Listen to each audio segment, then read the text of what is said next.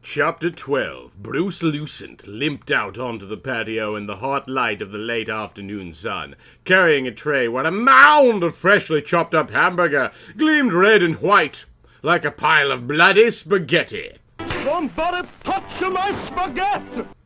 And put the tray down on the gleaming glass patio table, with its matching set of 6 wrought-up iron chairs, where Penelope Urbane sat with her long legs, as graceful as the fronds of a willow tree, crossed in a provocative pose that made him think about last night and the passion they'd shed, hour after hour, till the turgid light of dawn folded down over Atlanta like the petals of a bloody rose, and they were both too exhausted to move another muscle. Maybe, he thought as they sank into sleep like two swimmers who'd just won a race across the English Channel, just maybe things were going to work out after all. Maybe they could get it together at last. Seeing her now as beautiful and fresh as a sunny morning in May, even though it was August, his heart skipped a bat. "Hey, babe."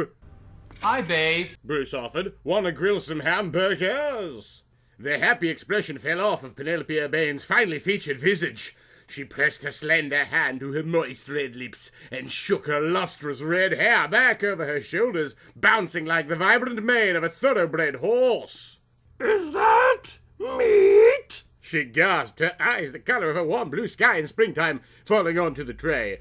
"Red meat?" "Yes, babes," Bruce affirmed proudly. "Bona fide 100% sirloin."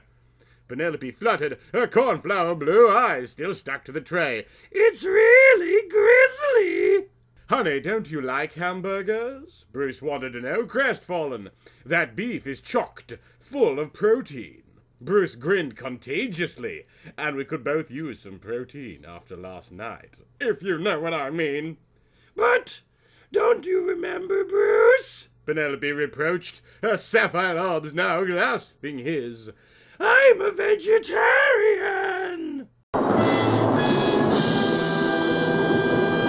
Bruce's lungs ricocheted with shock, causing him to let out a gasp, and remorse swept over him in a stunning tide. "Darn!" he exclaimed to himself. How could I forget that?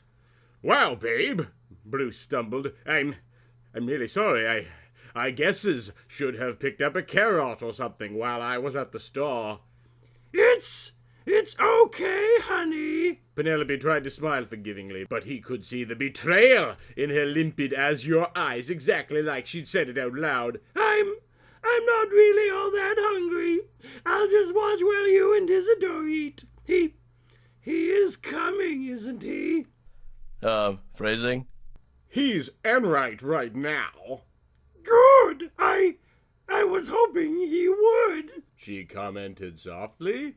Bruce Lucent put the tray down on the table. He began to shape the hamburger patties, shaping the meat into round circular shapes with his strong hands.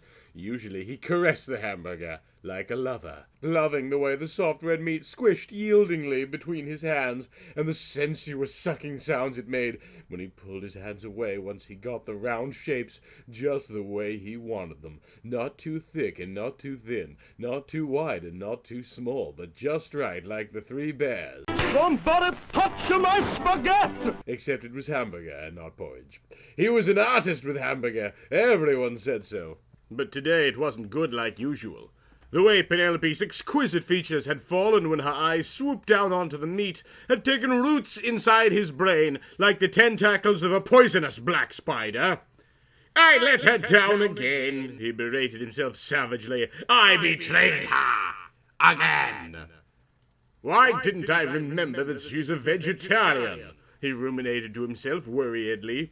"This must be the 4th time I've forgotten. Or is it the 5th? But I'm forgetting a lot of things." His thoughts veered off on a tangent.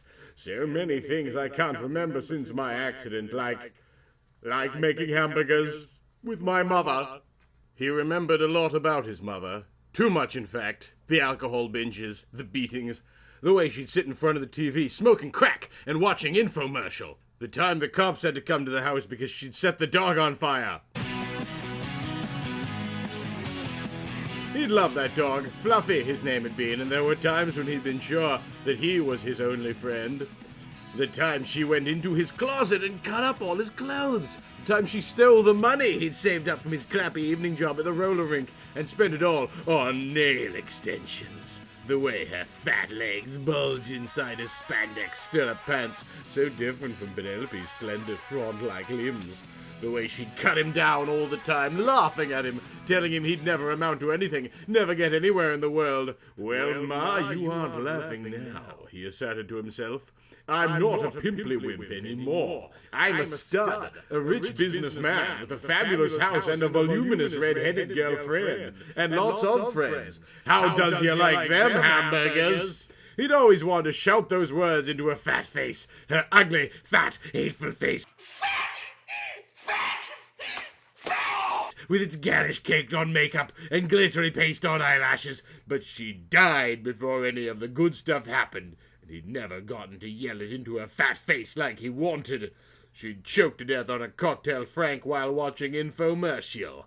He'd found her there the next morning, stiff as beef jerky. I remember all that. His thoughts continued, squashing the red meat between his fingers like he was squashing his mother's throat. I remember it like it was yesterday. But not the hamburgers. I don't remember the hamburgers? Why? Why? Sweetie, is your okay?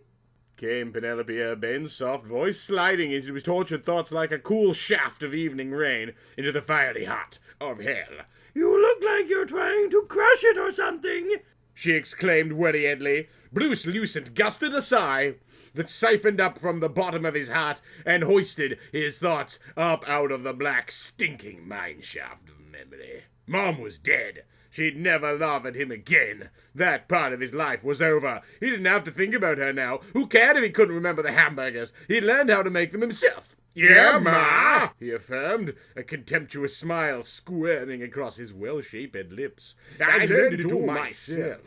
Howdy, folks, resounded a cheery voice from inside the house. We grilling yet? Isidore Trent came striding out onto the patio, his washboard abs tight as a drum underneath his skin-tight white t-shirt. His red hair in its ponytail hung down his strong, muscular back like the vibrant mane of a thoroughbred horse. Isidore! Cried Penelope, her soft tones vibrating joyfully. Is it you? One in the same, Isidore cried. One and the same. It's so good to see you.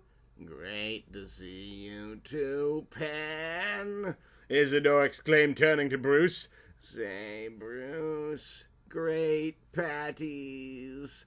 Bruce Loosen's head gave a stiff nod. He didn't like the way Penelope had said hello to Isidore. Why was she so glad to see him? She hardly knew him, or at least he thought she hardly knew him. Everybody betrayed me. I fed up with this world. Guess I'll get these on the grill, he informed. The two of them didn't seem to notice. He picked up the tray and walked over to the grill. Opening the grill, he put the tray down on the table beside it and put the patties on the grill. They hissed and spattered from the grill while behind his back, Isidore and Penelope were talking about vegetables. What's your favorite, Pen? Isidore wanted to know. Oh, I don't know, Penelope responded breathily. I think maybe lettuce or broccoli. I like them to be green. Bruce flipped the spluttering patties on the grill with an expert flick of his strong wrist. Inside his chest, his heart seemed to splutter too. Why were they talking about vegetables? He wondered darkly.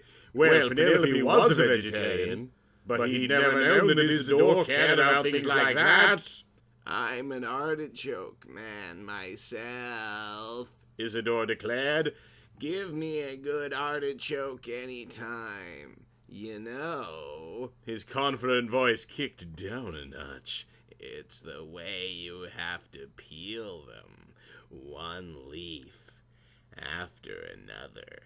And by the time you get down to the heart, the soft, warm, luscious, gleaming heart, you're ready. Really ready.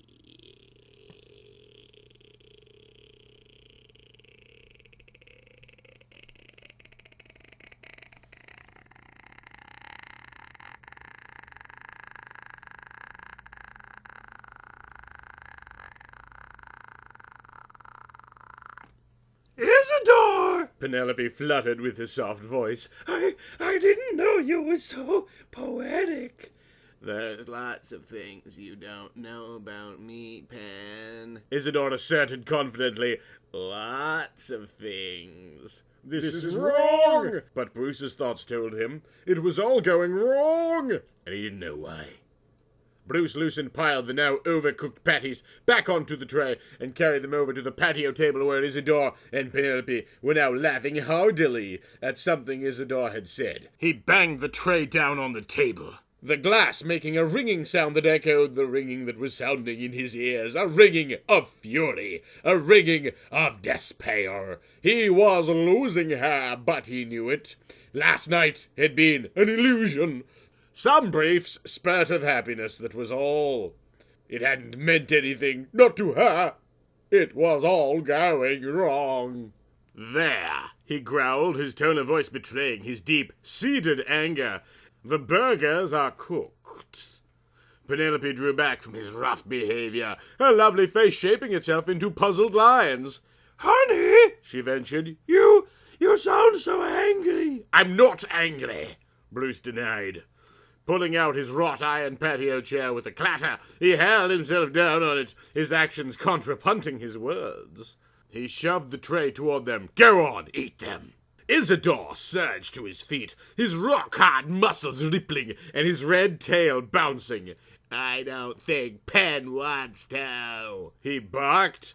Oh no, Bruce shot back, and how would you know?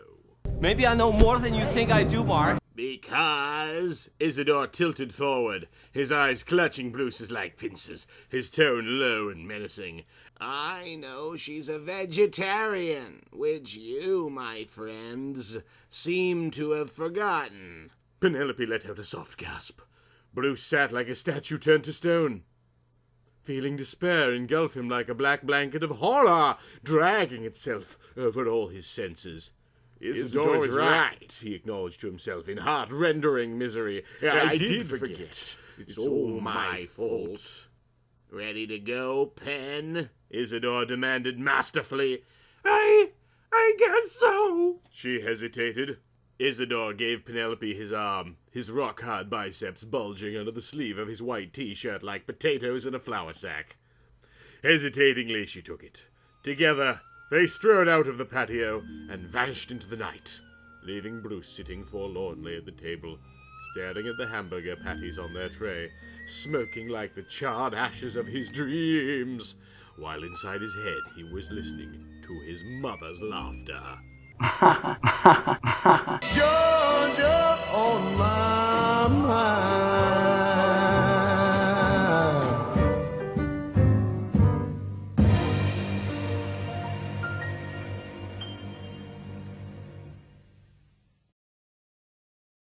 Big thank you to all my Patreon supporters, particularly Break System BSC and Michael Maris. You want to see your name up here? Just go to the Patreon dingly-dang in the lower right. Follow me on Twitter. I don't give a